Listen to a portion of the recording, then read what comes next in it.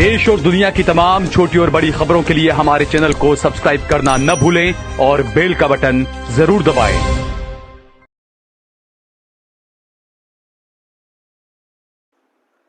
नमस्कार दोस्तों, स्वागत है आपका देश लाइव में और आपके साथ मैं हूं आशिमा त्यागी। दोस्तों, आज का जो विषय है जितना चौंकाने वाला है उतना ही खतरनाक है। सवाल उठ रहा है कि क्या प्रधानमंत्री कार्यालय यानी पीएमओ और खुद देश के प्रधानमंत्री नरेंद्र मोदी पाकिस्तान से निर्देश ले रहे हैं? क्या हमारी नीतियां विदेश में बनती हैं और भारत में केवल घोषणा होती है? ये कोई अफवाह नहीं है दोस्तों, बल्कि दस्तावेजों के मेटा डेटा से ये सामने तथ्य आया है। पीएम की वेबसाइट पर अपलोड पीडीएफ फाइलों में पाकिस्तान का टाइम जोन मिला है। आप सोचिए, ये कोई सामान्य गलती नहीं बल्कि राष्ट्रीय सुरक्षा से जुड़ा बड़ा मामला है। आज हम इसी पर विस्तार से चर्चा करेंगे, लेकिन उससे पहले आपसे अपील, इंसाफ की आवाज को बुलंद करने के लिए और सच्ची पत्रकारिता के लिए देश लाइव का सहयोग करें। साथ ही डिस्क्रिप्शन में दिए गए लिंक को ओपन कर ज्वाइन बटन दबाकर आप हमसे यानी देश लाइव से सीधा जुड़ सकते हैं दोस्तों, ताकि सच यूं ही आपके सामने बदस्तूर आता रहे।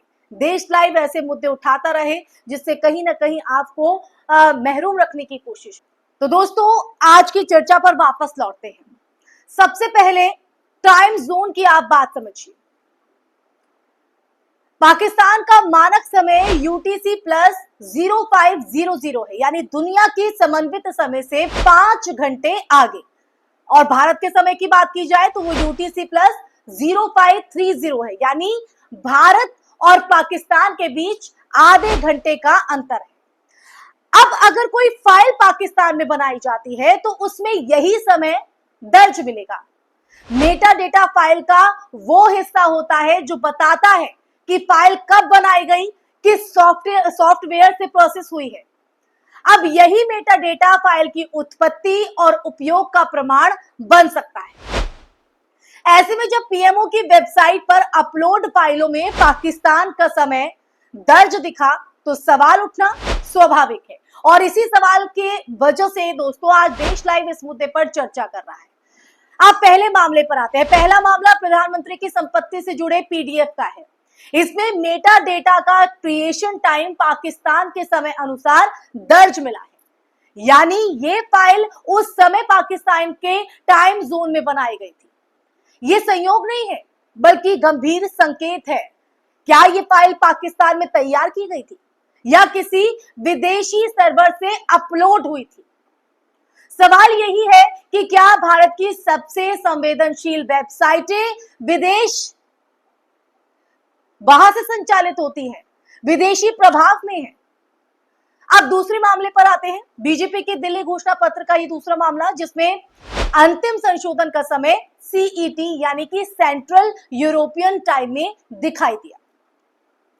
यूरोप का समय भारत से कई घंटे अलग है।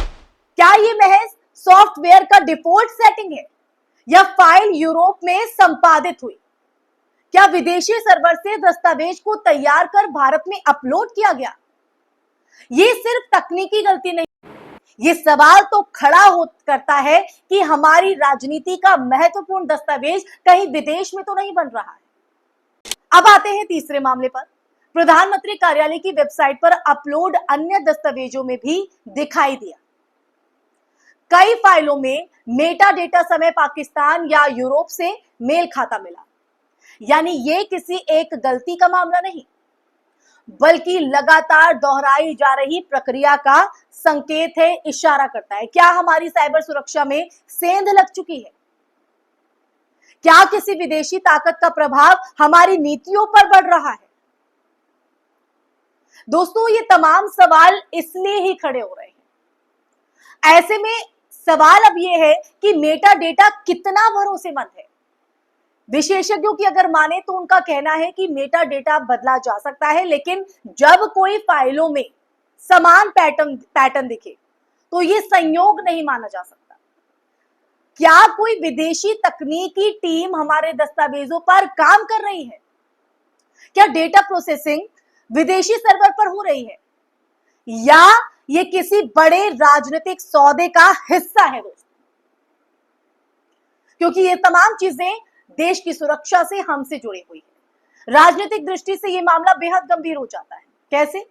दरअसल भारत और पाकिस्तान के बीच जो तनाव है, हम उससे वाकिफ है, बहुत पुराना है। और ऐसे में पाकिस्तान का समय भारत की सरकारी फाइलों में दिखना चिंता का विषय तो हो जाता है।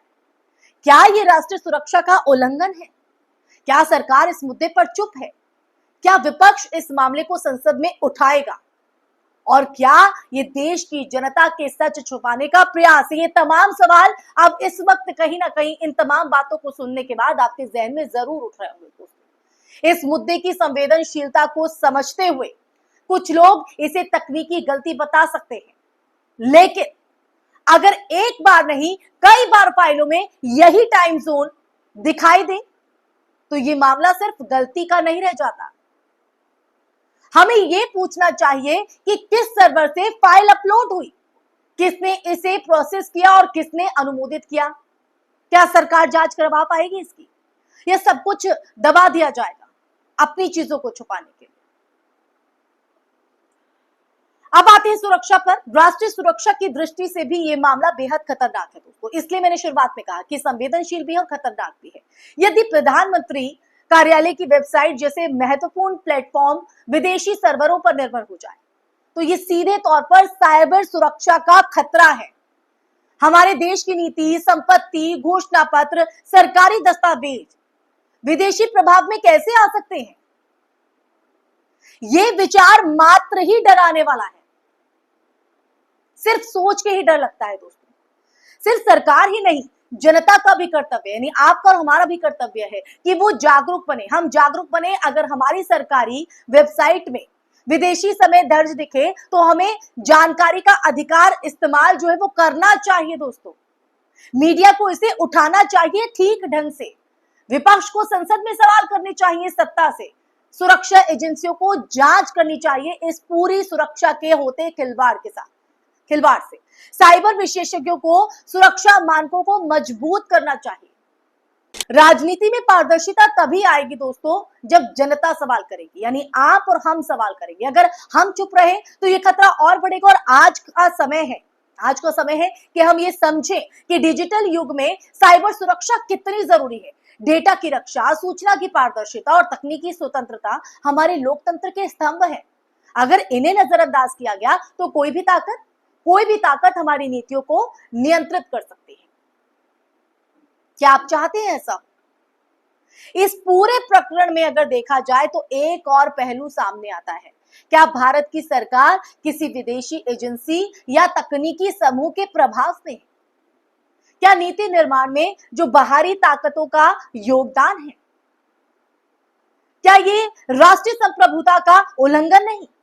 क्या ऐसे मामलों की जांच नहीं होनी चाहिए? ये सवाल राजनीति की सीमाओं से आगे बढ़कर राष्ट्रीय सुरक्षा का विषय बन चुका है। इसलिए देश लाइव ये तमाम सवाल खड़े करता है और आप लोगों से भी पूछता है। हालांकि अगर बात करें तो कुछ लोग कह सकते हैं कि ये सब साजिश की बातें हैं, लेकिन हम तथ्य देख रहे हैं। कई फाइलों में समान पैटर्न, विदेशी समय जोन, महत्वपूर्ण दस्तावेज, प्रधानमंत्री की वेबसाइट, ये संयोग नहीं हो सकता दोस्तों। अब जरूरत है कि सरकार जांच कराए, पारदर्शिता सुनिश्चित करे और जनता को विश्वास दिलाए। आज की इस चर्चा के अंत में दोस्तों मैं आप लोगों से यही कहना चाहूंगी कि मामला सिर्फ तकनीकी त्रुटि नहीं बल्कि राष्ट्रीय सुरक्षा का संकेत हो सकता है। अगर देश की सबसे बड़ी वेबसाइट पर पाकिस्तान समय दिखे तो सवाल उठना जरूरी हो जाता है। लोकतंत्र में सवाल पूछना अपराध नहीं, जिम्मेदारी है, कर्तव्य है। हमें जागरूक होकर सरकार से जवाब मांगना होगा क्योंकि देश हित का है। देश हित का सवाल हमें मीडिया से सच सामने लाने की मांग करनी होगी। साइबर सुरक्षा को लेकर सजग रहना होगा। यही देशभक्ति है दोस्तों और यही जिम्मेदारी है अपने देश हित के और अपने देश के प्रति प्यार। तो दोस्तों इस मुद्दे को लेकर आपको जागरूक बनना होगा। तो देश लाइव ने तो ये काम किया है। अब सवाल कीजिए, देश की सुरक्षा के लिए खड़े रहिए। लोकतंत्र तभी मजबूत होगा जब हर नागरिक सच के लिए आवाज उठाए। आज का वीडियो यहीं पर मैं रोकती हूं, यहीं विराम लगाती हूं, लेकिन सवाल अभी बाकी है दोस्तों। क्या हम चुप रहेंगे? या जागरूक नागरिक बनकर अपने देश की सुरक्षा का हिस्सा बनेंगे? आप लोग तय कीजिए। तो दोस्तों, ये चर्चा अगर आपको पसंद आई हो, कमेंट बॉक्स में कमेंट करके जरूर बताइएगा। साथ ही साथ जो सवाल मैंने आप पर छोड़ा, इस सवाल का जवाब भी जरूर दीजिएगा, क्योंकि यही सवाल तय करेगा हम देश के जिम्मेदार नागरिक हैं या फिर हमारे देश के प्रति कोई प्यार नहीं। कमेंट बॉक्स में कमेंट करके जरूर बताइएगा। साथ ही साथ इस वीडियो को ज्यादा से ज्यादा शेयर भी कीजिएगा और हमारे चैनल यानी देश लाइव को सब्सक्राइब भी कीजिएगा, ताकि देश लाइव ऐसे मुद्दे सच के साथ आपके सामने रखे, क्योंकि आप सच से महरूम ना। हम चाहते हैं कि देश की जनता जागरूक हो, देश की जनता की आवाज बुलंद हो। इस बुलंद आवाज को सत्ता तक पहुंचाने, समाज के ठेकेदारों तक पहुंचाने, जो कहीं ना कहीं जनता का अहित यहां पर करते हैं, सिर्फ अपना हित साधने के लिए। आपको जागरूक करने के लिए देश लाइव अपनी भूमिका निभा रहा है। इस भूमिका में आप लोगों का सहयोग हमारे लिए बेहद महत्वपूर्ण है। इसी के साथ आप लोगों से इजाजत लेना चाहूंगी, फिर हाजिर होंगे एक नए टॉपिक के साथ। तब तक के लिए अपना ख्याल रखिए। जय हिंद, जय भारत, नमस्कार।